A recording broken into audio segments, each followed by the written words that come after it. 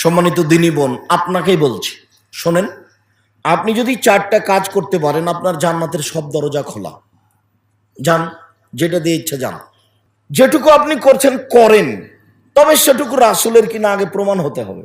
অযথা করে পরকাল হারাবে, যতই মিঠা লাগুক। ও মহিলা বৈঠকে বলছে, বুবু মাগরিবের পরে 6 রাকাত সালাতুল আওয়াবিন পড়িও বুবু। মাগরিবের পরে 6 রাকাত সালাতুল আওয়াবিন পড়লে সব পাপ ক্ষমা হয়ে যাবে বুবু, জান্নাত চলে যাবা বুবু।